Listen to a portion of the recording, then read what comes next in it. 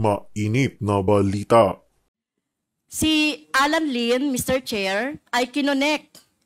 Sorry nakita ko kasi yung kinonek po kay Senator Bongo. Sinabi nyo kanina, si Alan Lin ay involved sa illegal drugs. So, ang ibig bang sabihin, involved din si Senator Bongo sa drugs? Since They are just close friends. It is not specific that they are involved in drugs. That's why we have these incorporators, just to interlink them. And we are still digging that what we can have against these people. It is not yet complete, ma'am. It is ongoing. Mr. Chair, Thank you. kung di po involved sa illegal drugs si Senator Bongo, pwede bang sabihin na protector ito ng mga personality ng involved sa illegal drugs? So logic lang po yun. With the indulgence of Congressman, there are questions still hanging. And in fairness naman sa kanila, hindi pa naman sila tapos. No? And I would beg the indulgence of Congresswoman Castro that to give them more time to submit to the committee kung ano ang kanilang findings. Kasi mahirap naman na mag-akusa tayo tapos wala naman po tayong sufficient na ebidensya. Thank you, Mr. Chair. Kasi ina-analyze ko talaga yung matrix, no? Parang sa statement po ni ASEC, Gumban, parang meron siyang ina-exempt, no? Kasi tinanong ko rin po ito, no? Yung relasyon ni Mr. Duterte kay Michael Yang. At since close siya dahil nga doon sa inappoint pa ito, no, as economic advisor or whatever sa pwesto niya doon sa presidential. Pero sinasabi niyo ngayon na wala pa kayong conclusion na si Michael Yang ay involved din sa droga. Pero balikan natin yung matrix, Mr. Chair. Si Alan Lin, Mr. Chair, ay kinonek. Sorry nakita ko kasi yung kinonek po kay Senator Bongo. Sinabi nyo kanina, si Alan Lin ay involved sa illegal drugs. So, ang ibig bang sabihin, involved din si Senator Bongo sa drugs since kinonek nyo po siya. So, ano po yung ibig sabihin po nung arrow nyo? Yung connection ni Alan Lin at saka ni Senator Bongo po. Gusto ko lang pong malinawan. Ma'am, according to our informant, they are just close friends. That's why we just put it there. They are just close friends. It is not specific that they are involved in drugs. That's why we have these incorporators, just to interlink them. And we are still digging that what we can have against these people. It is not yet complete, ma'am. It is ongoing. Okay. So, si Alan Lin po, no, close friend. So, alam po ni Bongo ang mga trabaho po ni Alan Lin. Na alam po ni Senator Bongo, dahil sila ay close friends, alam po niya na si Lin ay involved sa illegal drugs. Yan po yung tanong ko. That would be answered by Senator Bongo, ma'am, not us yet. Because we are still investigating, we do not have concrete proof yet of what their transactions is. Okay. What we have there is they are just close friends, according to our informant. Okay. Okay, thank We you do po. not know what they are talking about. They do not know what they are talking about if they are close friends. We are just guessing what they are talking. Pero sorry po Asek Gumban, wag po kayong gagawa ng ganyang matrix na incriminating at kino-connect nyo tapos ang title nyo ay illegal and pogo drugs connection. At yan po, nilagay nyo rin po yan. Kompletuhin nyo po yung inyong investigation dyan at syempre po yung Mr. Chair, sa AMLA naman, so nakita niyo na po yung meron na po ba kayong inimbestigahan dito sa mga personality on drugs po? AMLA. As regards to kung meron pong money laundering involvement. Sir Chair, based on the presentation, as far as I can recall, there is just one corporation there, the RMCE, where it owns an account that was subject of a petition for civil forfeiture by the MLC related to other subjects, Mr. Chair, who are not on the matrix. Okay, so sinabi na po ni Asek Gumban, Mr. Chair, na it's up for the AMLA no, to investigate. So pwede po ba, halimbawa yung si Michael Yang, yung Alan Lin, ay ma-subject din po sa kung meron po tayong tinakikitang money laundering activity po. Mr. Chair, we will coordinate po with the PDEA, but then again, for the AMLC to have jurisdiction to conduct money laundering investigation, there must be an unlawful activity that has been developed already, Mr. Chair.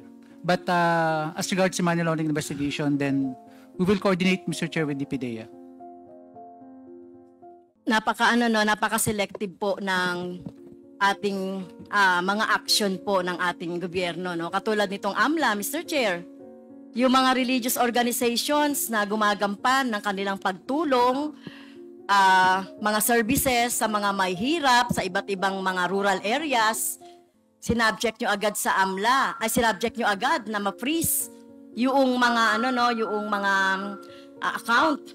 Samantalang ito, no, kung nakikita na natin na sinasabi naman ng PDEA na involved sa illegal drugs, at sinasabi niya naman na sina-challenge kayo na tignan ninyo. So, pwede ba mag-coordinate po, Mr. Chair, ang AMLA at saka ang PDEA para makita lang po talaga natin na merong talagang money laundering problem dyan po. Mr. Chair, we have a very strong coordination with the PDEA, Mr. Chair. Okay. So, kailan po kayo mag-iimbestiga? Mr. Chair, O nagsisimula na? we are coordinating with PDEA, Mr. Chair. Okay. So, thank you, Mr. Chair. So, siguro, for the last manifestation, no, yung pong ating yung ating pong matrix na pinipresent, it seems that Michael Yang, Alan Lin, Mr. Duterte are connected. At sinasabi ng PDEA, Alan Lin is involved in illegal drugs and Pogo. Therefore, si Michael Yang din po involved din dun sa Pogo. Iimbestigahan pa rin po ng PDEA ang involvement ni Michael Yang kasi nakita natin yung sinabi dito ni Mr. Duterte, no, kay Michael Yang, no, kung may mapapatunayan sa kanya. Tapos ito po yung tungkol doon kay Senator Bongo. So nakakalito lang po, no. So sana po ay kung tayo po ay mag-iisip, malilink natin sila na involved sila. Okay? So, yun lang po, Mr. Chair. Hintayin po natin yung mas malalim na investigation po ng PDEA. Okay, thank you, Congresswoman Castro. So, if I may, Congressman Abante, following the line of questioning of Congresswoman Castro, may I ask the PDEA that yung point po na when you submit to the committee a matrix, please make sure that the information that you have gathered are enough and sufficient to be able to prove your point. Because the committee is, we have a theory Yung aming theory from the beginning of this investigation tungkol sa drugs ay sinasabi na po natin na meron pong kaugnayan ang illegal drugs dito sa Pogo.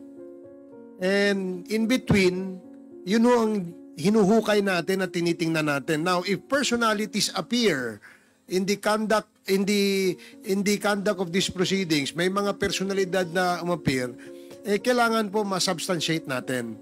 Yun lang ang aking request. Kasi mahirap naman na mag-akusa tayo, tapos wala naman po tayong sufficient na ebidensya. But I do understand that the investigation is ongoing and it's not very easy, really, to substantiate, or get more information in relation to the involvement of certain personalities. Mahirap talaga yon. Kasi hindi naman magpapahuli ng buhay kung totoo nga namang may involvement sa ganyang klaseng illegal activities yung mga yan. Hindi yan basta-basta maghuli. That's the reason why we have now uncovered that there are layerings. Naglayering po yung mga kumpanya kung saan itong mga drug personalities, alleged drug personalities are involved. Kaya ang ating na we should be circumspect At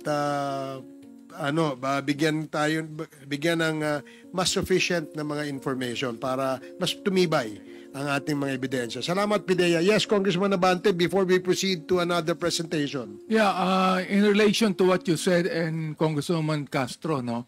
Asek Gumban, why do you have to include Senator Bongo in the matrix when he is not even an incorporator? Because they're just close friends, you have to include him? Why? Yes, sir, that is to establish that these people, Alan Lim, has a connection to higher ups because of their friendship with higher people. Oh my goodness. Is Senator Bongo involved in Pogo and in drugs? Were you able to investigate that? Sorry, Mr. Chair, maybe the title is wrong. Our title The of the title is presentation wrong. So, ibig sabihin nito, it also would be wrong for you to include a person who is not involved in those alleged crimes. Asik Gumban. Yes, sir, as I have said, sir, the title of the matrix of our presentation is quite lacking. What we have, sir, is their connections. This Alan Lim, his connections with influential people. Just connection, whatever it is, they have If they have connection to influential people, ibig sabihin, tama si Congresswoman Castro, meron silang involvement doon. Inyo bang nababasa ito na meron tayong kasabihan, birds of the same feather flock together? Di ba? It's possible, sir. Oh, It is possible. O ngayon possible na. Kanina itinatanggi mo na si Michael Yang kasama doon, including the senator putting in there as close friends. Hindi dapat kasama. Oo. Yan ang sinasabi ni Chairman Ace Barbers. Huwag tayong magkakamali because you do not want to accuse a wrong person. Asek Gumban. Yes, Mr. Chair. Mr. Chair, Thank you. kung di po involved sa illegal drugs si Senator Bongo, pwede bang sabihin na protector ito ng mga personality ng involved sa illegal drugs? So logic lang po yun. Now, with So, the close indulgence friends. of Congresswoman Castro, mahirap po kasing kasi nga nabanggit po nila kanina na ongoing naman po yung kanilang investigation. We may probably have our own opinion on the presentation na ginawa nila, no? And there are questions still hanging.